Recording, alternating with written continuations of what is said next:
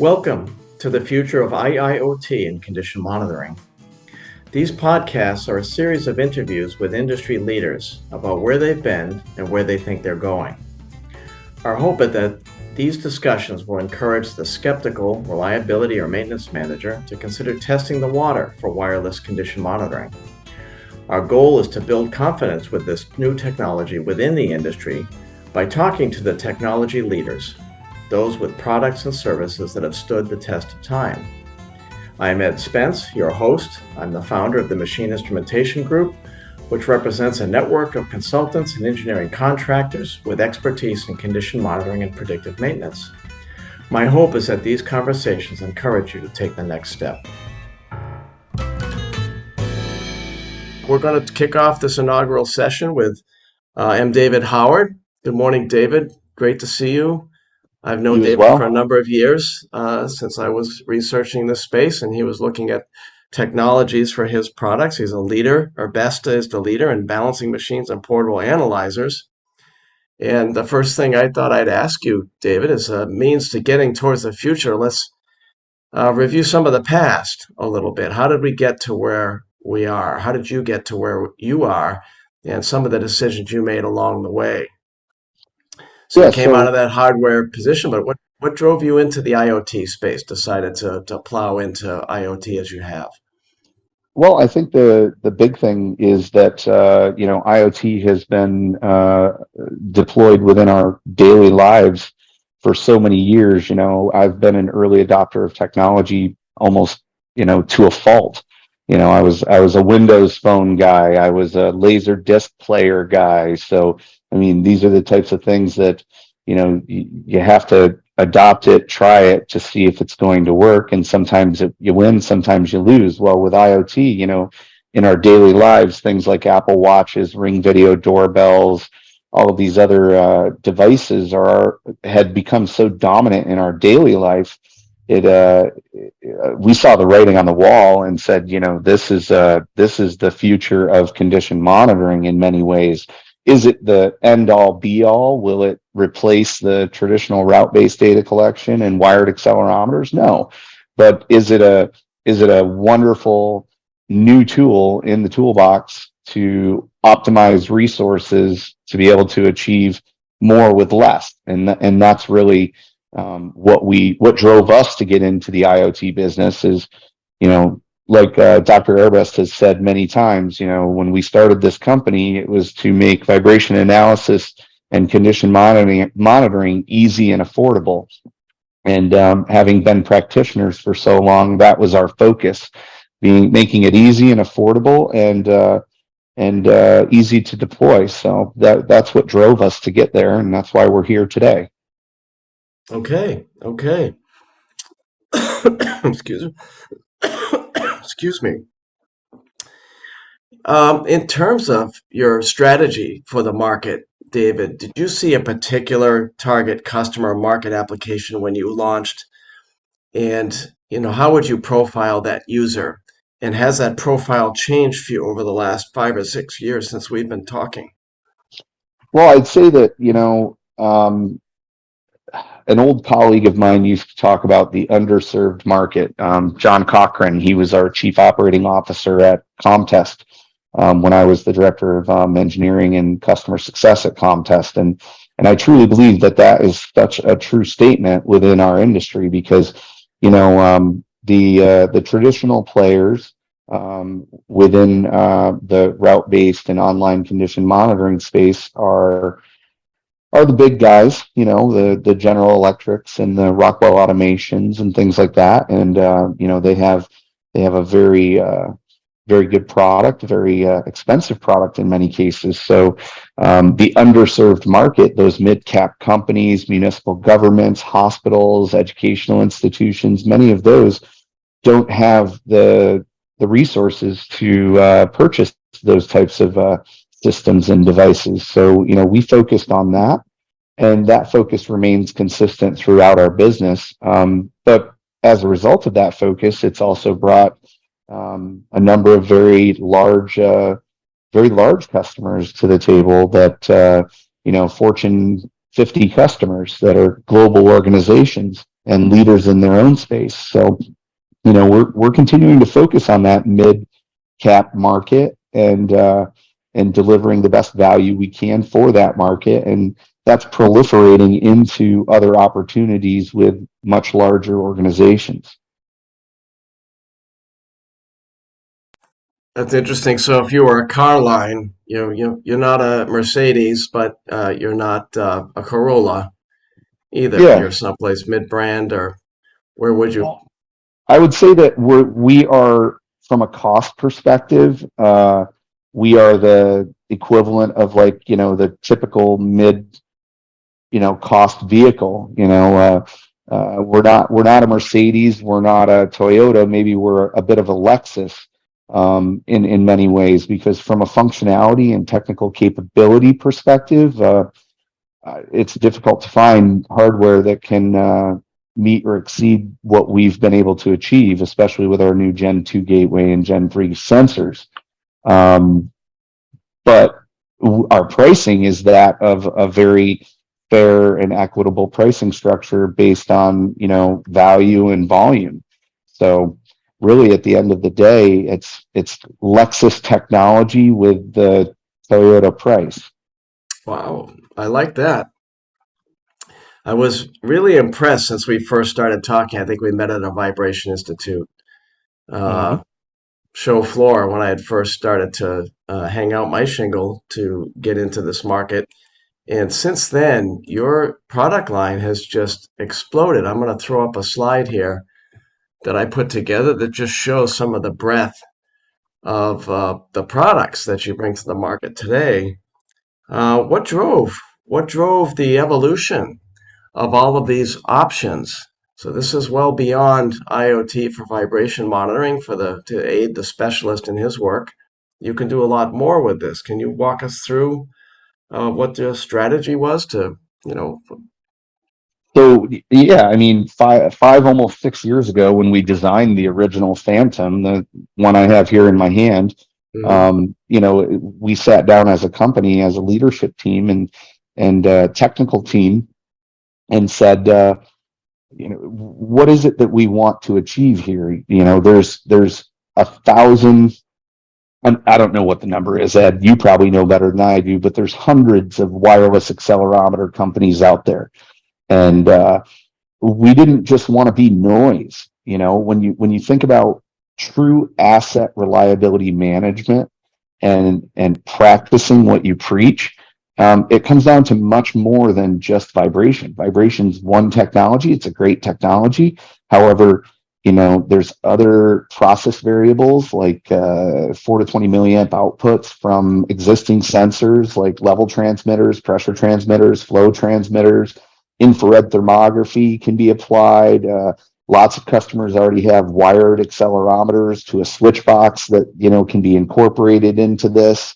So when we really went into the market, trying to create an entire ecosystem of sensors that would allow the user or the reliability engineer, the process engineer, to not just look at vibration in a bit of a vacuum, if you will, but rather look at all of the other variables, or have the opportunity to look at those other variables, so that they can do correlational analysis and linear regression testing and things like that, to see if, when this happens, if it correlates to this activity or this action.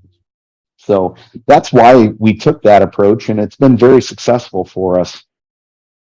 Have you attracted interest from some of the traditional industrial sensor vendors to partner, collaborate, work with you in that regard to We've had very good conversations with a number of the traditional sensor manufacturers, and we collaborate regularly with them.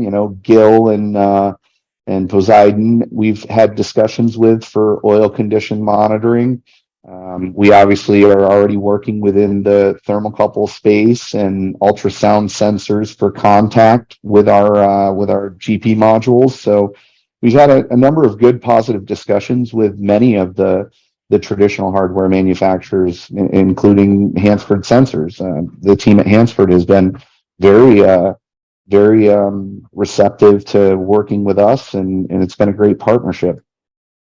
Oh, that's great. I know Chris Hansford. I've known him for many years as well, and as a leader in the space, it's great to hear that they're looking at some of the new technology and how they might participate in that. Yeah, it's more integration of the two in that regard. I mean, we look at it very differently. Chris, I don't want to speak for Chris, but Chris and I have had the discussion where, like, wireless will never replace wired, and wired will never replace wireless. They need Mhm. to exist and coexist together, because that's what the customers need. The customers need some things to be wired, and they'd like some things to be wireless. Maybe the critical assets are wired, and some of the non-critical but still important assets or processes are wireless. Or maybe the even critical assets are wireless in the case of where there's a safety hazard or things. So it's about collaboration based on coexistence rather than competition. Right, right. Interesting. So your company came out of this space. You were already out in the field selling the balancing equipment. You were doing the route-based equipment and services. Um, but as you're aware, everybody's aware, there's been a number of companies that come out of the woodwork. It seems like every other week or so, I'm catching wind of a new vendor in the space that decides that condition monitoring looks like an attractive place to be. And a lot of these vendors have, I'm going to show up another slide here, have a lot of experience with IoT and dashboards and seem to be software oriented, but maybe not so much from a vibration point of view. We had a client last year, sorry, approach us. They just couldn't get their sensor they couldn't get the bandwidth they hoped to get out of their sensor response. And it was due to a mechanical design Sure. issues, which we offered to redo for them. So what do you say about, um, you know, these new entrants to the market? You I, guys have done a better job, apparently, at designing your bill of materials and designing your form factor to perform. I know that you've told me you're using a high frequency sensor in there, so the mechanics have to be there. Do you want to comment on that in terms of your approach to this, the expertise and competencies you guys are bringing to this, and how that might differentiate from some of these IoT companies coming out of the woodwork now? I think that, not to talk ill of any competitor or anyone else trying to, enter Sure. the space or that has already successfully entered the space. I think it really just comes down to um, a number of things. There's a lot of people that understand signal processing, but they don't understand vibration. So I've seen software that's very good signal processing software, but it's very bad vibration analysis software. So, uh, is there a proliferation of others out there that are doing things that I don't necessarily understand why or how they're doing it? Yeah, absolutely. I see a lot of claims of, fully automated artificial intelligence and fully automated machine learning, but zero case studies presented, zero peer reviewed papers presented, at any, peer review conference. It's interesting to me. So I think what makes us uniquely different is, as a company, 90% of the people on staff came out of the field. So, our team has been vibration analysts. We have been reliability engineers. We have been maintenance managers. We have been plant managers, plant engineers, and so on. So that gives us a unique insight into what actually the customer needs, because we've actually walked a mile in those shoes rather than sitting behind a desk and I'm not saying this is happening, but just being a bunch of programmers thinking, well, let's build this beautiful dashboard and connect it to this sensor, and boy, we're going to sell millions of these things. We put a lot of thought into it to make sure that even the simplest things like the user interface and the tools available are useful to the reliability engineer, the maintenance manager, the plant manager. and there's different sets of tools depending on, who's looking at the data. So I think that's what has made us uniquely different, is the fact that we're practitioners first, and then hardware and software designers second. Yeah, when when I first started talking about IoT in the space, it was clear there were two big categories of vendors there. There were those that had come from this background, who are even still who are adding IoT to their existing PDM services. Yep, And then there were, IoT oriented vendors who were coming in trying to figure this out. They were hiring a Cat 3 or even a Cat 4 to help them get this thing off the ground. But they were different, very different background. mm. Um, Yeah, I've seen pretty much the same thing, and nothing's more frustrating than, you know, you don't want to ever be in a position where you're talking to a customer and they're like, well, what do you think about this? Because I think that, it's a free market, it's a global enterprise, and I don't have any goal or objective to downplay anyone else's efforts. I can only highlight the positives that we bring to the table and let the customer then, make the decision based on the information provided to them. yeah, and I agree with you. And it wouldn't be our intention, even with this series, not to give anybody a fair shake. Anybody wanted to present or have this kind of a conversation, be happy to line them up for a future conversation. On the other Absolutely. hand, one of the things I talk about a lot in public is that, there is a certain amount of caveat emptor here. There's the looking at the specs, looking at the sensors integrated under the hood of these things, looking at the way they approach the signal processing or the dashboard. We want this industry to move forward. I think we all want that to move forward. Agree. Plenty of room out there. You might agree with me. I don't know what you think about the penetration of the overall market, but I did some work last year for a private equity outfit that was kicking the tires, talking to a vendor. When I interviewed the C-suite there, they were talking about this is just a land grab. There's so much room to run out there, um, that it's get your stuff out there and service customers the best way you can. We all want to see that happen. So, but we don't want to see the industry get a black eye if systems are deployed that don't seem to be, working as advertised, I right? agree And completely. yeah, It's interesting. There's a, in terms of market capacity, I mean, we're just barely scratching the surface.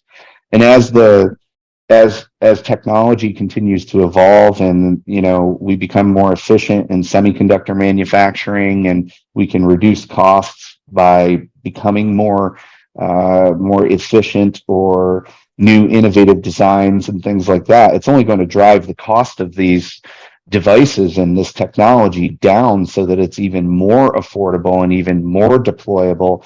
And quite frankly, I don't see any reason why in another 10 years 80% of the assets that could be monitored for condition monitoring are monitored using an IoT type device.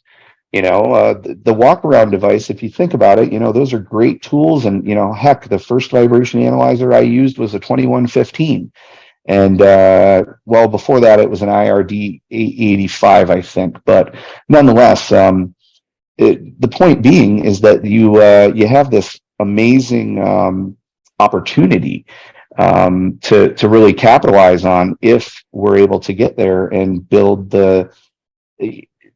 everyone build good quality products that deliver on what they're supposed to deliver on, and we won't end up having a bunch of gun shy folks worried about whether they're going to get burnt again, but because they didn't make an informed decision, or they made a poor decision when they first deployed IoT as an early adopter, or things like that.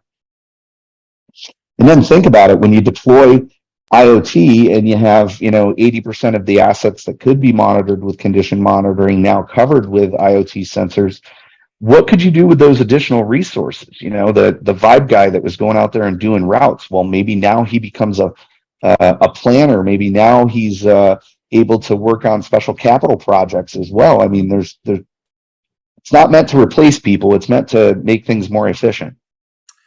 Are you finding that that's the case when you talk to maintenance people? I mean, I agree. One would think that this is a tool in the toolkit. You gets you out of the mundane part of running around and collecting the data, doing the fun part. I did a bunch of work in the field measuring the power consumption or the charge consumption of some wireless sensors. And Yep, sitting out in a soccer field in a sunny day, collecting the data isn't all that much fun. It's getting back to your desk and analyzing all the data. That's I sure. find more fun too. So, are you finding that fear or that reticence on the part of the traditional vibration analysts is starting to be overcome? I talk to a lot of guys that are saying, "Yeah, I want to adopt some of this technology in my plant." And what do you think now? Has the wind shifted in terms of willingness Yeah. to look at this technology? I mean, it's complicated, but still a willingness to look at it. Well, I think what I'm seeing, and I mean, just recently, I was in Ohio and I met with some very seasoned, very experienced, long standing vibration analysts and professionals, and they see it uh, as a tool to help make things more efficient. Mm, But 5 years ago, maybe even less, mm, that was likely not the opinion, because the business model was route-based analysis, and let's go out there and bill by the day for route-based analysis and reporting, and all these other things. But what's starting to happen is, with IoT starting to be deployed, especially in some of these other customers or these other big companies, what's happening is the service provider that's done routes for forever, is now seeing that the company, their client, is interested in IoT, so they're coming on board to augment that and support that, in any way that they can, whether it's through installation, whether it's through installation and analysis, any number of things. So I think that the days of people being afraid of the technology eliminating someone's job are over, because the technology's been proven, and it's been deployed and used so widely for the past 5 or 6 years that most everyone's become familiar with it, whether it's in their personal lives or professionally. right, right. What other obstacles or headwinds do you see to the adoption? I sponsored a poll 2 years ago with the CVM, Mobius Connect. We got about 1,000 people responded. A lot of good reasons for, their reticence to kick the tires some IoT technologies. What do you see? What are the most common? If you had to do a Pareto of the reasons people say, I'm just not ready for this. What kind of pushback do you get from the marketplace? It's not so much pushback as much as it's um, more of a, what's the right way of saying it? More of a due diligence, and a very strong due diligence. When you're talking about IoT, and wireless asset health management and asset reliability management, and sensor technology, I mean, you start thinking about, there's a lot of sensitive information that's being transferred, Hmm. machine status, energy consumption, all of these things that, Hmm. um, could have value to, perhaps a competitor in some form of industrial espionage.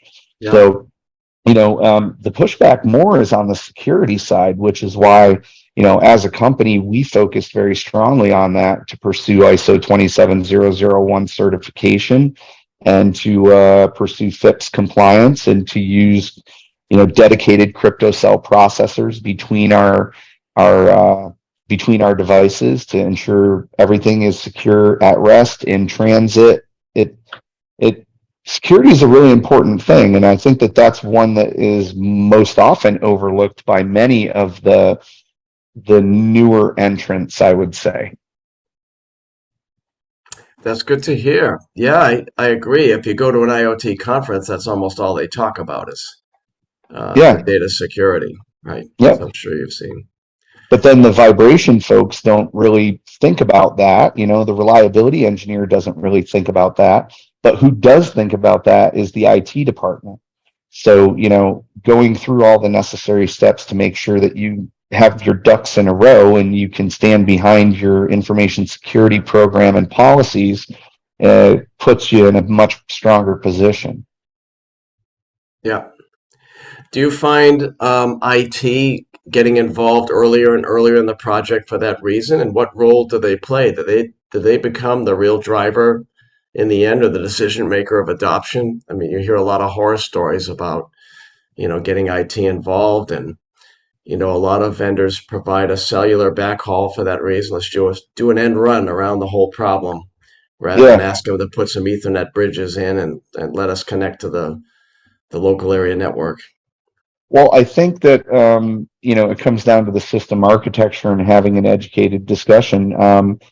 95+% of the time that we have a conversation with IT and explain our system architecture and explain our um, security tools that are in place, and the certifications and the procedures and policies and everything else. I mean, I'm the CEO of the company. I can't access just anyone's database. I can't look at just anyone's data.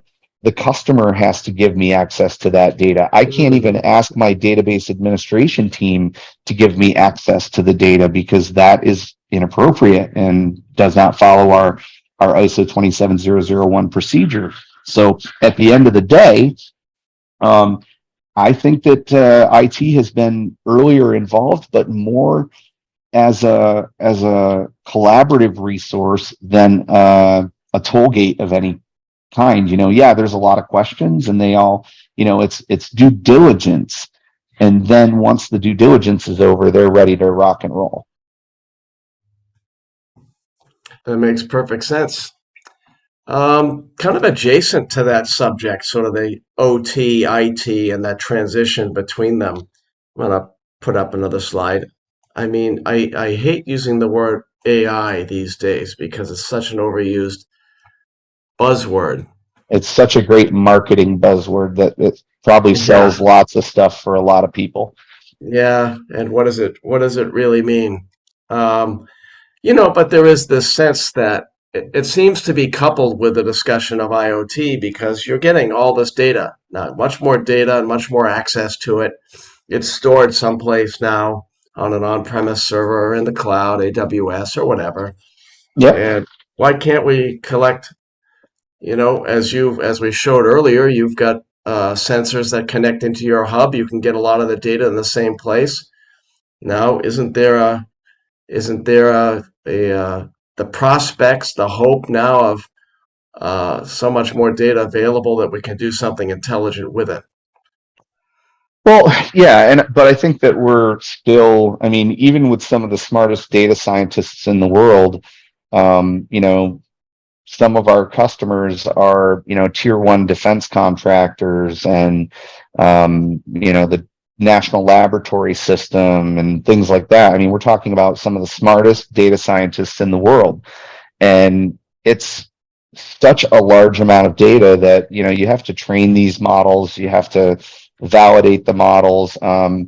There's there's a lot of work to be done before anybody, I think, can claim any kind of fully automated or fully automated artificial intelligence or machine learning.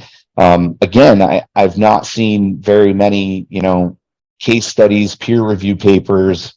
I've seen a lot of marketing, which is great, but I haven't seen under the covers, so to speak. So we take a very different approach. Our approach is, we believe in reinforced and supervised machine learning, where the actual analyst or the engineer is looking at the data and saying, okay, well, yes, this does in fact show me what I wanted to see, and the fault is identified, and then that model is reinforced and supervised by that engineer or technician or analyst.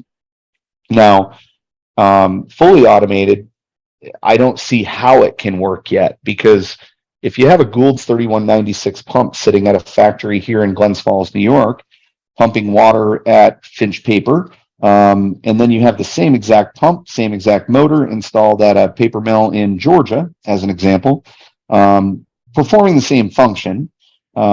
It comes down to how it was installed, how it was commissioned, how it was maintained, how it's operated, the specific gravity of the fluid, environmental factors like humidity. There's so many different variables that, yes, the math, the bearing fault frequencies, the blade pass frequencies, all the mathematical things are going to hold standard. But to go beyond that and say that these two machines of the same exact type in two different places, you can apply the same model to them is just inappropriate and irresponsible. So that's where, we believe in the supervised reinforced approach, where the analyst builds the model and the analyst trains the model, and the analyst then, validates the model, and they can revalidate and retrain. And that's where I'm at with AI in general. I think it's a great thing, but it's in its infancy. And until such time as we start seeing actual case studies presented in peer review format, I'm really not willing to subscribe to the idea that AI is the answer to everything. Well, and your operations or maintenance manager probably isn't either. Have you ever met anybody that would take a red light from the machine, from a dashboard, and say, oh, I have to shut down number 3 pump and take it offline? He wants to look somebody in the eye, right? A maintenance Yeah, manager, and say, do I really have to do this? Can we get a couple more weeks out? Can I wait till that uh, outage or whatever. outage? Yeah. Yeah, those those days of fully automated, you know, uh, fully diagnosed machine faults. I do believe the potential is there. I do believe that it will happen. I don't know when. I don't know if it's going to be the next 10 years, but I think that we're going to see a huge shift in that form of technology over the course of the next 10 years. And that's going to include things like government regulation. Unfortunately, I mean, we're already seeing it, the government regulation that's being talked about regarding AI. Right, right. Yeah, I have to agree. My early exposure to this, working with a data science collaborator or data engineering company collaborator, was, strictly speaking, I suppose the purists wouldn't call it supervised machine learning, but somebody had to be looking at that data and assigning some physical meaning to it. So that's an outlier, or this is what this means.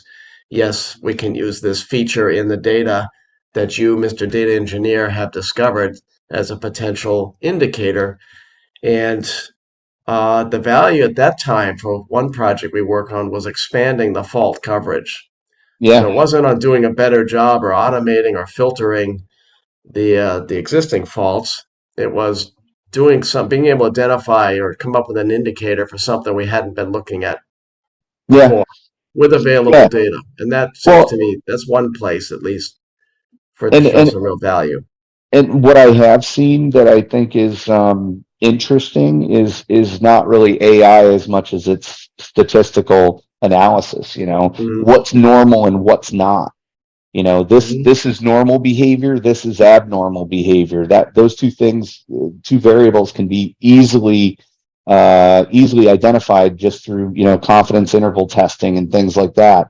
And then correlation between two events can also be statistically and easily tested. Those are types of things that I think are where all of this big data is going to provide useful information, because you're going to be able to identify statistically positive correlations or negative correlations, as well as normal and abnormal data. Because with a rolling element bearing, abnormal data may be asynchronous energy, and that's perhaps what you want to look for.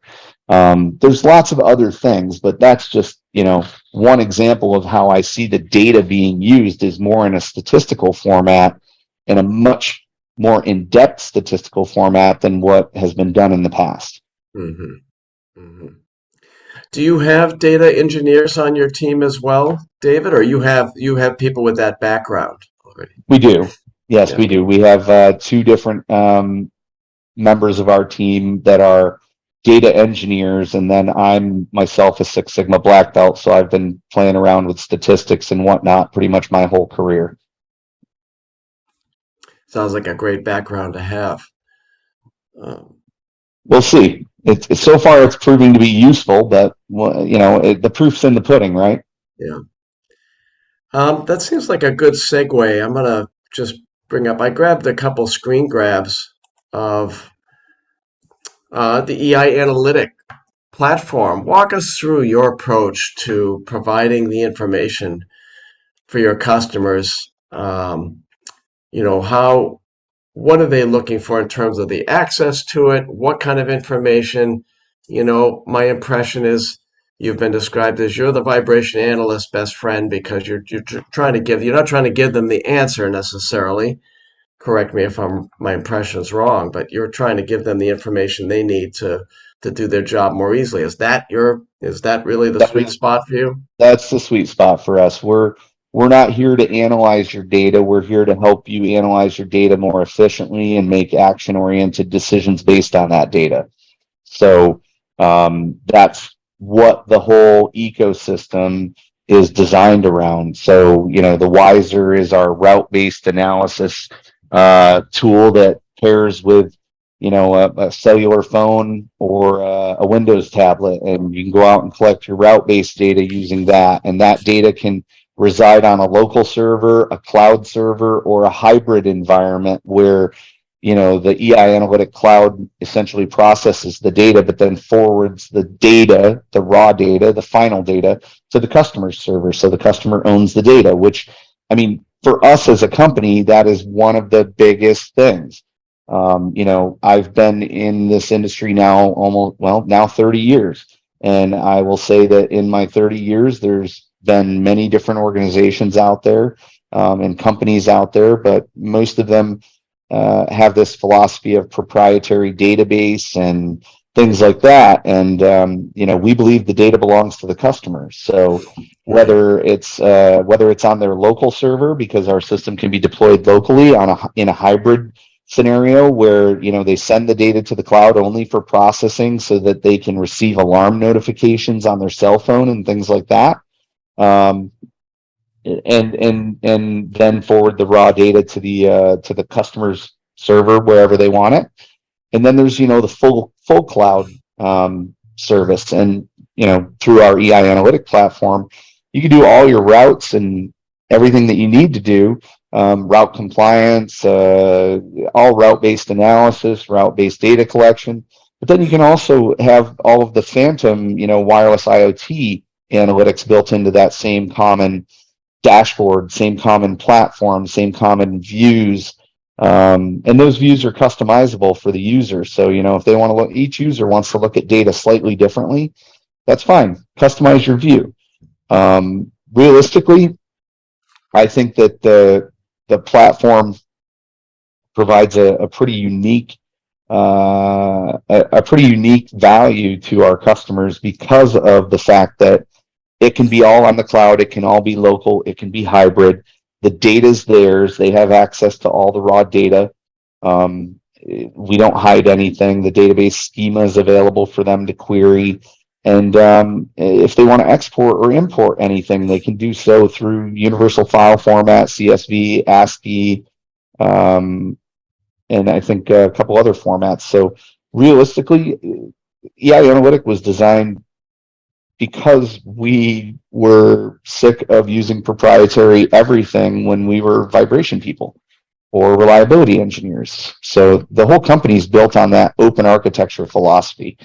And even from the EI Analytic platform, if somebody wants to connect to it using our APIs, they can connect to it using the APIs to pull the data into their own visualization suite.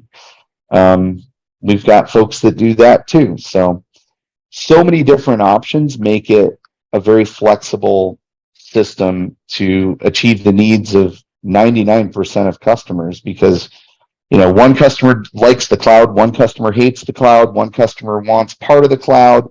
By doing it all and making it open architecture, it really resonates well with all of our customers. So as long as there are vibration analysts, you're going to have a loyal following of people that see this as a tool they can use, not something that's replacing them. That's not the smart system that might be smarter than they are. Yeah, well, I don't think there's a smart system out there that currently exists that can fully replace a skilled, qualified, trained, and practicing vibration analyst. Until somebody brings one to a case study and the peer review paper with lots of data that supports very high accuracy, I'm just not sold on it yet. Yeah. Yeah. I quipped at a conference a couple of years ago, maybe we stop scaring these guys if we stop calling everything smart. Yeah, Let's call it helpful or yeah, useful. Or, assistive. yeah.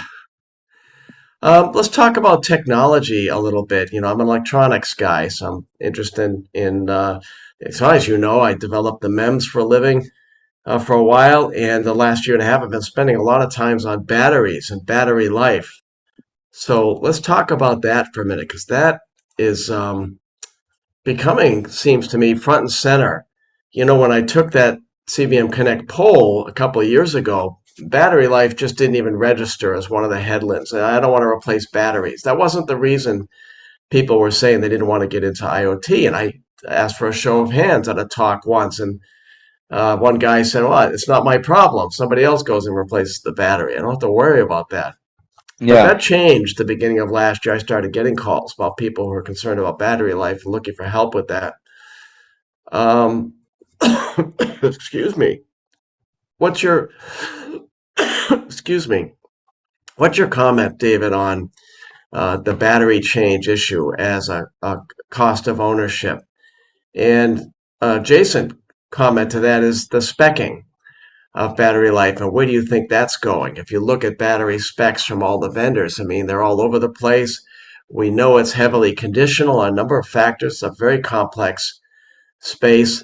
I'd it love to is. see the conversation move forward in terms of just how do we give people the confidence that under some set of conditions, under some set of configuration variables, they can expect a certain amount of battery life, and we can spec it that way.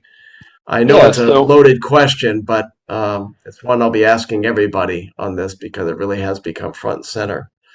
yeah, so I'm gonna just share with you kind of our philosophy. Um, you can see my screen now, right?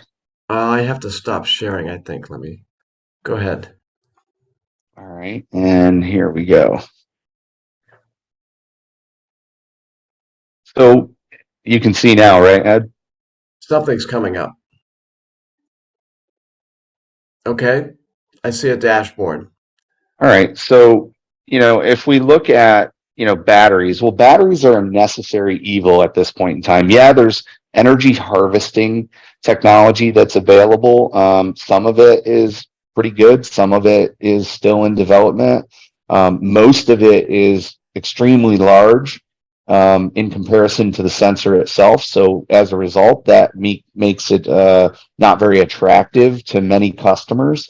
Having to put a large heat sink on a machine to then charge the battery, or a small solar array. And I mean, it's great that people are thinking toward that, and we are as well, but it comes down to, like, there has to be a very big step change in technology that will allow us to, recharge these batteries using either the native vibration from the machine being monitored or other different things, without impacting negatively the signal that the sensor's sending. Because, when you add additional mass to the sensor, it dampens the signal. And so you have to think of these things.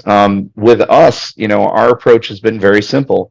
We go with a a pretty standard CR2477 battery, coin cell battery. It's the largest one available on the market, and then we give our customer the tool that we see here. How often do you want to send data? Every 4 hours? How often do you want to send your velocity RMS data? every 60 seconds, 3600 seconds? Do you want to turn alarms on? Yes, you do. And how often do you want to check for an alarm condition? Every 30 seconds or every 5 minutes? How close are you to the gateway? And what transfer power are you going to set up on that sensor in terms of the actual transfer power? So when we have these variables, and these aren't all the variables, but these are the most common ones, it gives us a very good indication of, okay, well, this is what we can expect, but please understand there are other factors like how many times that machine went into alarm. If you set your alarm too low and it continues to go into alarm and collect data, that's going to impact your battery. How often you collect manual collections, and then of course temperature and ambient conditions. So battery chemistry is not an exact science, and I say this after having a very long conversation with my cousin who has a master's degree in chemical engineering and works for a battery manufacturer, and graduated from Clarkson University. So I mean, he's a really smart guy. And he said, a CR2477 isn't the same if it's a Panasonic or it's this other brand. The chemistries are all slightly different, and as a result, manufacturing process, quality. There's so many variables. So we standardized on one specific battery. That's the one we recommend. It can be purchased anywhere in the world for about $6 from a drugstore, a Walmart, Amazon, whatever. And then we give the customer the tools to be able to make educated decisions. Like if, hey, you know what? I only want data every twice a day, and I want to go out to 10 kilohertz, and I want to sense for an alarm every 3 minutes. I can get 5 years out of the battery in that scenario, and that does not include the number of alarms. So it gives them some at least a good indication of what they can expect, where I don't think that that's the case with many others. I see many others putting a data sheet together, and we do too, where it says up to 65,000 recordings. Well, yes, up to 65,000 recordings, but here's the tool to help you determine how to get that. Right. I like that. And you're right. It's very complicated technology. I got a job last year with a battery vendor. They wanted an independent IoT expert to write some white papers on their battery technology. And so I learned more about energy storage than I ever thought I wanted to know. And I'm amazed at how complicated it is, the chemistry and the energy density and all the factors that, self-discharge. How do you factor self-discharge Exactly. into your so you've put some of the knobs that the user can turn. This is how we're going to configure it to be used. That's going to have an impact on the battery life. Completely fair. That's something they can do something about. How long it's sat on the shelf or how long it's in sleep mode and what the self-discharge will be. That's not something you want to ask the user to try to figure out. It's maybe something we don't even want to try to figure out, but you've got to derate the battery life estimates based on that. And that's not, at least so far, it doesn't appear to be a very easy thing to do. No, it's not, and that's why we've taken the approach that we have, where we know we have a very high level of confidence in the quality of the batteries that we provide, because of extensive testing and field experience, and then we apply the use case to that battery, to then let the user determine what that prospective battery life will be. Mm-hmm. Mm-hmm. I like it. I like that approach. We've got about 10 minutes left. I'm not sure when Kim is going to cut us off, but let me rapid fire a couple other questions. Bayou, your latest sensor design uses Bluetooth 5.0. I mean, Bluetooth has come a long way. It's not your father's audio connection anymore. No. What drove the decision for you guys to adopt Bluetooth? Many sensors do. Many vibration sensors do use Bluetooth to connect to a gateway. But what drove that decision for you guys? Well, BLE 5.0 is supports a number of different things. It supports a mesh networking topology, so that's very helpful.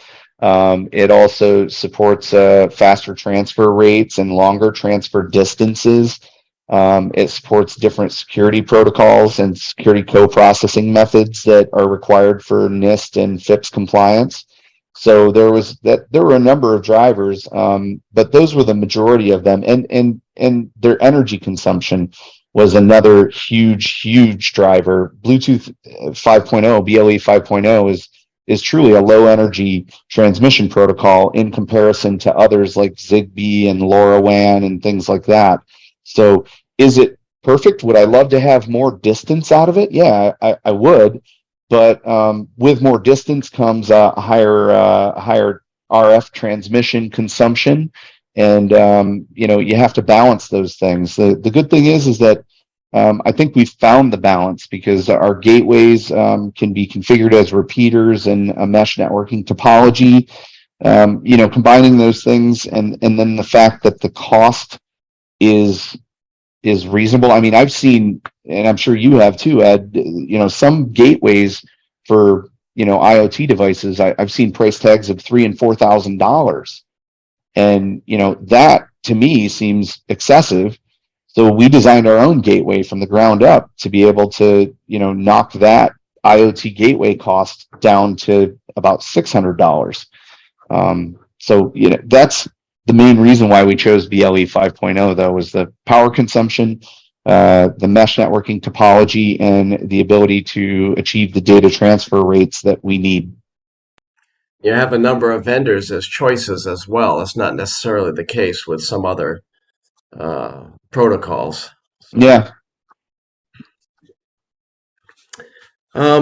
Switch gears again, just a little bit to the business model. CapEx versus OpEx.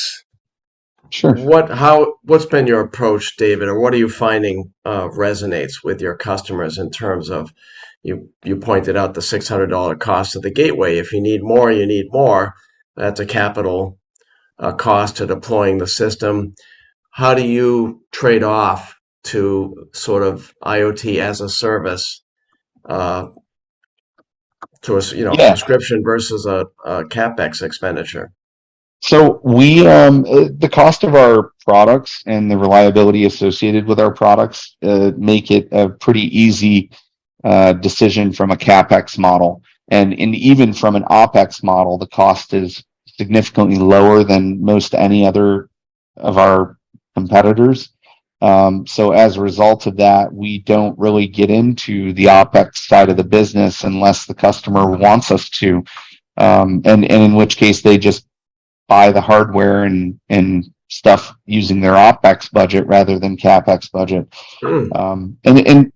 I think that there's a unique difference, and that's the other thing. Airbus Instruments, could we be doing remote analysis? Yes, we could. We could become another remote analysis company. Do we want to? No, because it detracts us from innovating. That's not our business. We're going to leave the analysis to yes, we're analysis professionals, but we're more as a company. We're scientists, we're engineers, we're inventors. We innovate, we make great things happen, and we want to focus on that rather than focus on the OpEx model that we would then be analyzing data, because quite frankly, there's 100 other companies out there that are analyzing data, and many of our distributors are service companies. So it would just not be ethical to do that. Interesting. Well, this has been a great conversation, David. I hope the viewing audience at Mobius Connect will agree that this is a good first attempt. Please give your feedback to Mobius Connect via Kim. David, I want to thank you for your time. It's been a fascinating conversation. I could go for another hour myself, but talking to somebody like you. But we are lining up other thought leaders in this space. We're going to continue this series. We'll have similar sessions like this. So any feedback you have, please forward that either to myself or to Kim at Mobius Connect. And we'll see you all next time. David, have a great day. Thanks for your time. You too. Thanks, Ed. All right. Bye now.